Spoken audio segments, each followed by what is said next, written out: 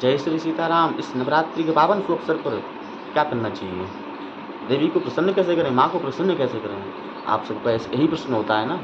आज हम वो चीज़ लेके आए हैं, देवी को प्रसन्न कैसे करें। और लोग पूछते हैं भैया हमें पति चाहिए, हमें पत्नी चाहिए, उसके लिए क्या करना चाहिए? आज इतना परफेक्ट श्लोक आप लोगों को हम बताएंगे कि आप लोग सुन करके चौंक जाएंगे।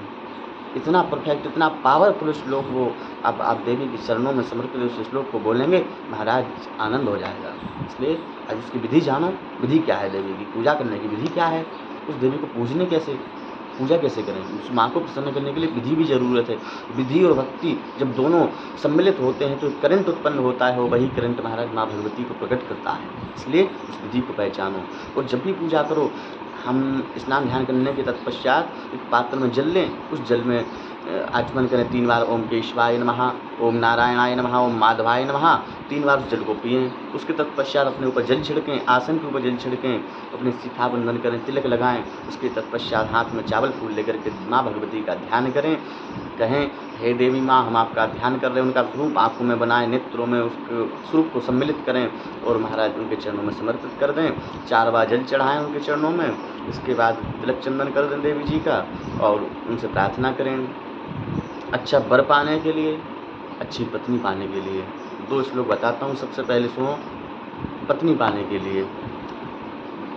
पत्नी मनोरमां देवी मनोदिशानुहारिणीं, पत्नी मनोरमां देहि मनोवृत्तानुसारिणीं, तारिणीं दुर्ग संसार सागरस्य कुलोद्भवाम्। पत्नी मनोरमां देहि, मन की पत्नी हो, मन की पत्नी हो और हमारी बात माने, अच्छे घर की खानदान की लड़की हो। पत्नी मनोरमां देहि मनोवृत्तानुसारिणीं, हमारे मन के अनुसार चले। तारिणीं दुर्ग संसार, संसार के भय में ना रहे, हमारे कह में चले, हमारी बात समझे। तारिणीं दुर्ग संसार सागरस्य कुलोद्भवाम्। ऐसी पत्नी हमें प्राप्त हो। और स्त्रियों के लिए क्या है कि देहि सौभाग्यम आरोग्यम, देहि मे परिमं सुखम, रूपम देहि जयम देहि, यशो देहि दिशो यहि, देहि सौभाग्यम आरोग्यम। हमें देहि सौभाग्य की प्राप्ति हो, आरोग्य की भी प्राप्ति हो। इस श्लोक में देखना कितनी पावरफुल चीज़ है। देहि सौभाग्य, सौभाग्य की भी प्राप्ति हो, आरोग्य की भी प्राप्ति हो। देहि सौभाग्यम आरोग्यम, देहि में परमं सुखम, हमें परम सुख की भी प्राप्ति हो। और रूपम देहि, रूप की प्राप्ति हो, जय की प्राप्ति, जयम देहि, जय की प्राप्ति, यश की प्राप्ति, यशो देहि, यश की भी प्राप्ति हो। और दिशो जही, हमारे शत्रुओं को नाश करो। हमारे काम क्रोध को नाश करने के बाद भी शत्रुओं को भी नाश कर दो। ऐसी इस मंत्र में इतनी पावर है।